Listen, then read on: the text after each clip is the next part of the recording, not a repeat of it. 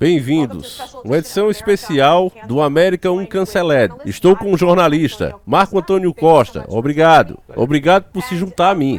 É um prazer estar aqui. Estamos abordando o que está acontecendo. Esse regime autoritário do presidente Lula e essa Suprema Corte muito autoritária e corrupta, que está realmente censurando e perseguindo não apenas membros do Congresso, mas ativistas e jornalistas. Liste o que está acontecendo. Qual é a situação atual do Brasil neste momento? Posso lhe dar algumas notícias recentes sobre o que acabou de acontecer no Brasil. Eles inauguraram um centro para combater a desinformação e proteger a democracia. Você sabe. Por quem? Pelo juiz Alexandre de Moraes, que é a principal razão de estarmos aqui. No Brasil, o Tribunal Superior Eleitoral inaugurou um centro para combater essas informações. Obviamente, eles estão visando todos os conservadores. Fazendo isso, quem é o responsável pelo centro?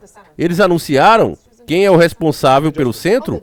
A Justiça. A Justiça. Então, vamos lembrar que aqui nos Estados Unidos, vimos isso com o presidente Biden, onde, sob o Departamento de Segurança Interna, eles estavam promovendo um tipo de ideia de centro de desinformação também, onde eles estavam desenvolvendo um centro de desinformação também, muito semelhante ao que todos vocês estão fazendo. Os republicanos conseguiram basicamente acabar com essa ideia. Mas esse não é, obviamente, o caso no Brasil. É impossível no Brasil, porque o Tribunal Superior Eleitoral tem poderes que vocês aqui nem imaginam. Por exemplo, a soma dos poderes executivo, legislativo e também o judiciário abaixo do Tribunal Superior Eleitoral. Portanto, é algo sem precedentes. Estamos vivendo uma crise de direitos humanos e, devido a isso, o Alexandre de Moraes, como membro da Suprema Corte e também presidindo o Tribunal Eleitoral Superior. E esse juiz foi nomeado pelo presidente Lula. Na verdade, ele foi nomeado pelo Temer, que era vice-presidente da Dilma, que sofreu impeachment. Certo? Então, nos conte um pouco. Vocês trabalharam para uma rede de televisão. Em seguida, o governo entrou em cena. Basicamente, fechou todos vocês. Todos vocês foram demitidos. Conte-nos sobre isso. Quando isso aconteceu? E quão ruim está sendo ser um jornalista? A liberdade de imprensa no Brasil é intimidador, porque eles todos estão usando os recursos do aparato burocrático do Estado para conservadores, para perseguir conservadores.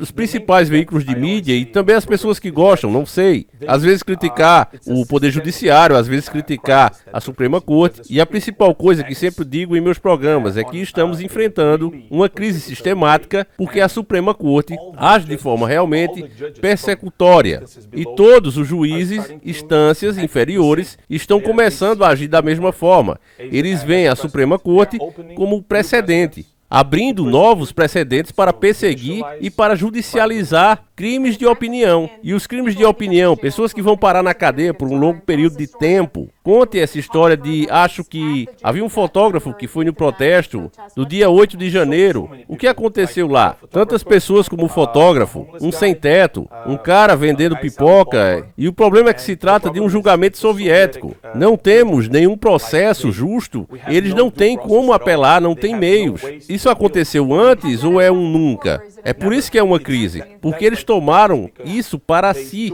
na Suprema Corte. E diz, ok, agora estamos defendendo as pessoas. Na verdade, estamos defendendo a democracia de sua abolição. Essas pessoas, o sem-teto, o fotógrafo, não encontraram nenhuma arma em ninguém, mas eles dizem que estavam tentando. Sim, mas eles são acusados. Abolição violenta da democracia no Brasil, o que é um absurdo. E quais são as sentenças? São sentenças longas? Na Suprema Corte, estão condenando mais pessoas do que homicidas, do que traficantes de drogas. Mais do que traficantes de drogas? Estamos falando de 14 a 17 anos. Então você está dizendo que não há uma maneira de recorrer disso. Tipo, eles estão presos. Não, não há como. Não há meios de recorrer. O que os Estados Unidos e a comunidade internacional podem fazer? Qual é o pedido que todos vocês estão fazendo? Que as pessoas precisam se envolver e pressionar o regime autoritário de Lula. Acho que o CPEC está fazendo um ótimo trabalho ao dizer isso para o mundo. Não temos instâncias judiciais acima da corte, então precisamos pressioná-los com veículos de mídia fora do Brasil, porque o Brasil tem o monopólio de uma rede chamada Globo, e eles são financiados pelo governo. Sim, interesses especiais do Estado profundo. Portanto, é muito difícil, porque eles fazem um trabalho muito desagradável sempre defender Lula e tudo o que eles fazem. Portanto, precisamos sair do Brasil para apontar e denunciar o que está acontecendo com essas pessoas perseguidas e nossa democracia.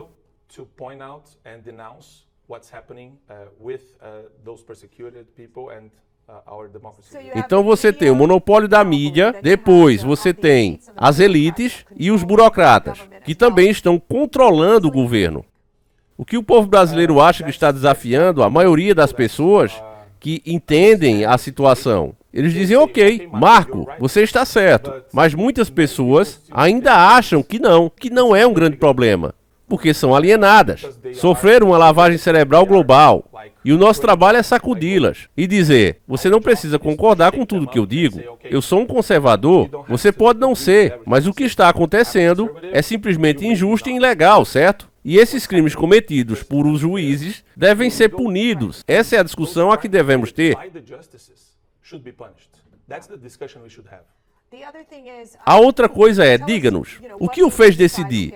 Ok, sou um conservador, vou lutar porque há pessoas, e vou lhes dizer, na minha própria família, meu pai que era um prisioneiro político, ou ele podia ficar quieto, deixar o governo que estava tomando conta de seus negócios, tudo mais, ou você levantava, lutava. O que o motiva? Por que você acha que é tão importante lutar neste momento? Porque isso tem de ser feito. Acho que temos um papel a desempenhar aqui para denunciar. Todos os atos tiranos devem ser denunciados. Não importa se eles vêm do poder judiciário, do poder legislativo ou do poder executivo. E o que é mais inédito no Brasil é que nós estamos enfrentando algo que vocês não podem imaginar. Vocês têm progressistas em sua Suprema Corte, mas eles ainda votaram para tornar Trump elegível. Sim, mantenham-no na cédula, certo? Então isso, justo, sim, por enquanto. Sim, mas em nossa Suprema Corte, eles têm muito mais poder do que o seu, sim. Eu lhe disse aqui, há alguns dias que eles sentenciaram 103 mil casos por ano, enquanto Suprema Corte, juízes, decidem sobre 80 casos.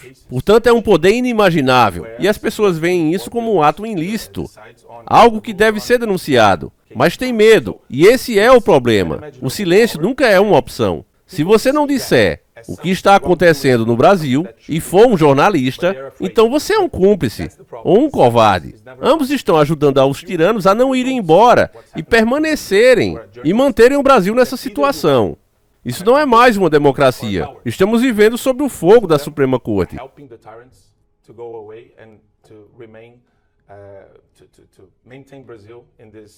E por que as pessoas nos Estados Unidos deveriam se importar? Porque estamos no mesmo grupo. Somos pessoas como vocês, eu acho. Assim como eu, o que você ganha ao denunciar isso? Se você pudesse ir fazer o programa sobre qualquer outra coisa, veja bem, porque é a coisa certa a se fazer. Por exemplo, se vocês, conservadores, e querem defender os Estados Unidos e o mundo, vocês são o maior grupo conservador do mundo. Acho que essa é uma obrigação moral de fazer o que é certo. Além disso, podemos falar da imigração ilegal vinda do Brasil. Podemos falar sobre os direitos políticos do Brasil, mas é apenas a coisa certa a fazer como uma obrigação moral. Bem, e você quer que esses países prosperem, porque quando esses países prosperam, os Estados Unidos também prosperam. Ambos podem crescer juntos. Portanto, queremos agradecê-lo, Marco.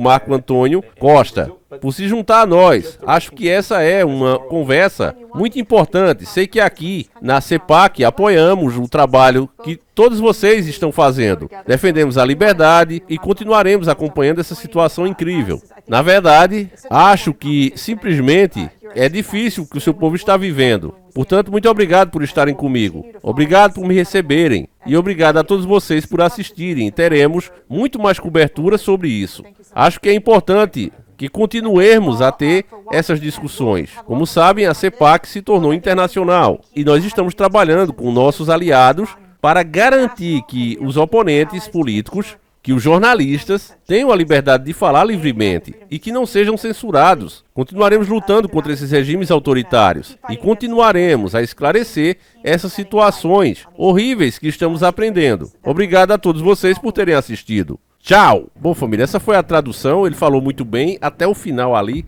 né, onde, na minha opinião, ele deu uma escorregada grande, né, quando a repórter perguntou por que os americanos deveriam se importar com isso. Eu até dei uma risada aqui, tive que cortar e fazer de novo.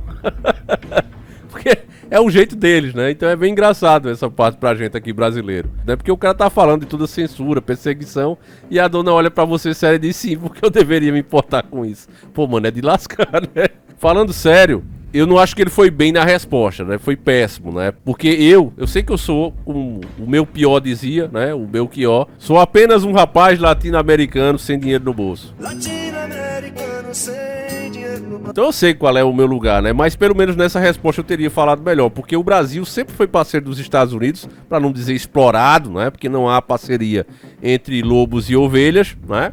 Mas enfim, sempre fomos parceiros com os caras, fomos explorados pelos caras.